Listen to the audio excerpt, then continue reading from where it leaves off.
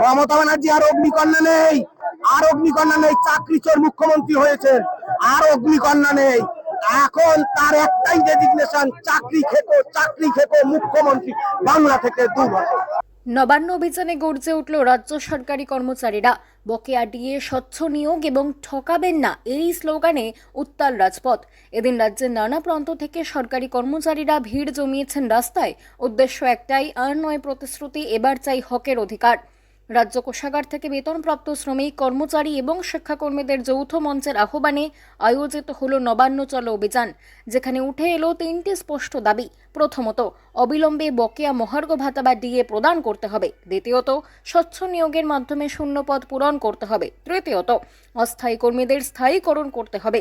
শিক্ষক, clerk, office staff সকলেই আজ এক সুরে বললেন, আমরা কাজ করি, করুণার ভিক্ষা চাই না, হক চাই। আসলে মুখ্যমন্ত্রী সহ তাদের পুলিশ অধিকর্তারা সারা বছর মুখ্যমন্ত্রীর প্রিয় সমাজ বিরোধীদের সাথে মানে ডিল করতে করতে ভেবে নিয়েছে যে এই রাজ্যের কর্মচারীরা বোধহয় সমাজ বিরোধী। আমরা যে তা নই, আজকে আমাদের শান্তিপূর্ণ এই আন্দোলন সেটা দেখিয়ে দিচ্ছে। হ্যাঁ, তবে এটাও বলে রাখি যে যদি সরকারি কর্মচারীরা মনে করতো ব্যারিকেড ভাঙা, সেই ব্যারিকেড ভাঙার ক্ষমতা আমাদের আছে।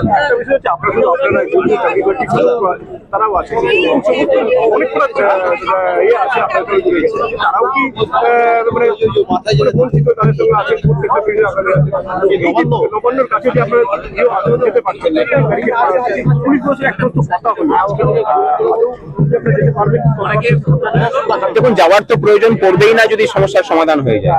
তাহলে প্রশাসন ব্যবস্থা করুক। আমাদের কি প্রয়োজন আছে নবান্নে যাওয়ার? নবান্নটা কিছু দুষ্কৃতকারীদের জায়গায় থাকুক, ওই অপবিত্র জায়গাতে এই রাজ্যের পবিত্র কর্মচারীদের যাবার প্রয়োজনটাই বা কি আছে? আমরা বরং মানুষের সাথে থেকে এই রাজ্যের বাঙালিদের উন্নয়নের কাজটা করে যাব মন দিয়ে। আমরা যে কাজকর্ম করছি সেই কাজকর্মগুলো তার যাতে সঠিক পারিশ্রমিক পায় তার ব্যবস্থা করুক, 6 লক্ষ শূন্য পদে নিয়োগের ব্যবস্থা করুক, অস্থায়ী কর্মচারীদের সঠিক সম্মান দিক, তাদের স্থায়ীকরণের ব্যবস্থা করুক। এগুলো হলেই হবে, আর কিছু প্রয়োজন চলবে, অবস্থান চলবে, কোনো অসুবিধা নেই আমাদের। অসুবিধা কি আছে? প্রকৃতিকে নিয়েই তো আমরা বাঁচি, আমরা তো আর এসি করে থাকার লোকজন নই। একদম বুঝছি না। এই ব্যারিকেড তো মঙ্গলাহাটে ঢোকার রাস্তা বন্ধ করে দিয়েছে।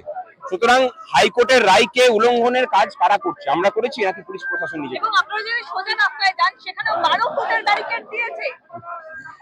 ব্যারিকেড দেওয়ার প্রয়োজন নেই। পুলিশ প্রশাসন এসে যদি বলে যে আপনাদের এর বাইরে আর যেতে দেবো না, আমরা সেখানেই অবস্থান করবো। আমাদের এইটুকু ডিসিপ্লিন অন্তত আছে। আসলে কিছু করার নেই। সারা বছর ধরে মাননীয়ার আদরের ভাই বোনদের যাদের মাথায় একটু অক্সিজেন কম যায়, তাদেরকে সামলাতে সামলাতে পুলিশ বুঝতেই পারছে না যে এই রাজ্যে কারা আইন মেনে চলা মানুষজন আর কারা আইনটা মানে না। আমরা এখানে যারা এসছি তারা আইন মেনে চলা মানুষজন। এই যুদ্ধক্ষেত্রটা রাজ্যের উন্নয়নের জন্য যদি এরা করতো, রাজ্যের আইন শৃঙ্খলা রক্ষার জন্য যদি আমাদের পুলিশের সহকর্মীরা করতেন, ভালো হতো। সমস্যাটা হলো যে এই যে পাংশু মুখে যেসব সাধারণ পুলিশ কর্মীরা দাঁড়িয়ে আছেন, তারাও জানেন যে আমরা যে আজকে যারা নেমেছি তাদের লড়াইটা আমরা লড়ছি। তাদেরকে চলতে হচ্ছে কাদের মতামত পথে না? আইপিএস অফিসাররা যারা নিজেদের বেতনটা তো ঠিক নেয়নি, উল্টে অন্য রাজ্যে তাদের সহকর্মীদের থেকে বেশি বেতন নেয়। সমস্যাটা হচ্ছে এখানে। বিচার করবে, আমরাই বিচার করবো। 2000 পুলিশ কিচ্ছু করতে পারবে না। জনগণের শক্তির কাছে বাস্তিল দুর্গ গুড়িয়ে গিয়েছিল, জনগণের শক্তির কাছে সব গুলিয়ে যাবে। আমরা যদি ভয় পেতাম, এখনো এই যে আপনারা পুলিশের সংখ্যা বলছেন, আমরা এখানে থাকতাম না। আমরা ভয় পাই না, কারণ আমরা জীবনের মায়া ত্যাগ করেই ঘর থেকে বেরিয়ে গেছি। আমার স্ত্রীকে বলে এসেছি, ধরে নেবে আর আসবো না। আমার বাচ্চাকে চুমু খেয়ে বেরিয়ে এসেছি, ধরে নিবি, তোর বাবা আর আসবে না। কিন্তু এই সকল যোগ্যদের মুক্তির লড়াই 7 বছর 5 বছর 7 বছর চাকরি করার পর কি করে যায় আমরা দেখে থাকবো। আমরা লড়াই করে ছাড়বো জীবনের শেষ রক্তবিন্দু পর্যন্ত। আজকে বোলপুরে আছেন, বোলপুরে আছেন, বোলপুরে থাকুন।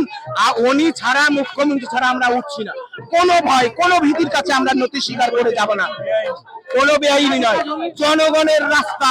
আইনটা মানুষের জন্য, মানুষের জন্য আইন, আইনের জন্য মানুষ নয়। সুতরাং কোনো কিছু বেআইনি নয়।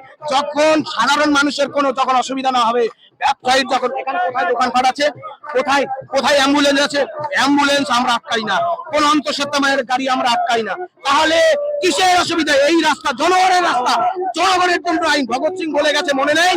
এই আইন মানুষের জন্য, সুতরাং ন্যায় বিচার পাইয়ে দিতে হবে আইনকে। আমরা সেই লড়াই আছি, লড়বো। তারা বারবারে নির্দেশ দিয়েছেন যে এই মিছিল কোনো অসাংবিধানিক মিছিল নয়, এই মিছিল করার অধিকার সমস্ত শ্রমিক কর্মচারীদের আছে। কোর্ট এই ধরনের কোনো আদেশ দেয়নি, সুতরাং পুলিশ প্রশাসন এটা মিথ্যাচার করছে।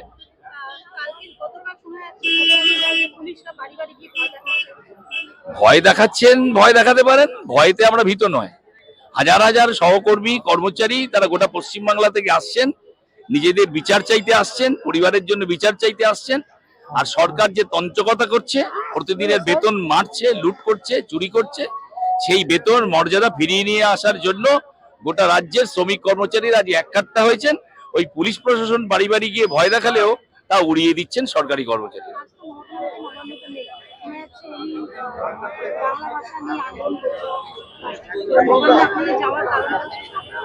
নবান্নে উনি না থাকলেও ওনার প্রশাসনের অন্যান্য লোকজনেরা আছেন।